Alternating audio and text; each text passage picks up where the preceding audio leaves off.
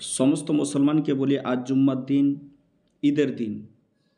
জি হ্যাঁ, আল্লাহর নবী সাল্লাল্লাহু তাআলা আলাইহি ওয়াসাল্লাম বয়ান করেন সিহাহ সিত্তার অন্তর্ভুক্ত কিতাব ইবনে মাজা শরীফের বাবু ফাজাইলে জুম্মার অধ্যায়িকের মধ্যে আল্লাহর নবী বলেন, জুম্মার দিন হলো সপ্তাহে যে 60টা দিন রয়েছে এই দিনের সর্দারের নাম হলো জুম্মা, এবং জুম্মা আল্লাহর নিকটে এতই প্যারা, জুম্মার দিন আল্লাহর নিকটে এতই বড় যে হে নবী বলেন যে জুম্মার দিন আল্লাহর নিকটে কত বড়।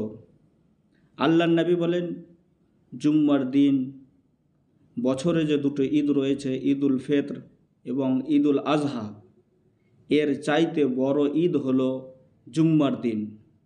আমরা কত সৌভাগ্য যে সুবহানাল্লাহ, আল্লাহ তাবারক ওয়া তাআলা আমাদের জন্য সবচাইতে যেটা বড় ঈদ সেটা সাপ্তাহিক ঈদ রেখেছে। আমরা খুশনসিব। আজ মানবে ভাবে যে শুধু ঈদুল ফিতর এবং ঈদুল আজহাটাই বড় ঈদ।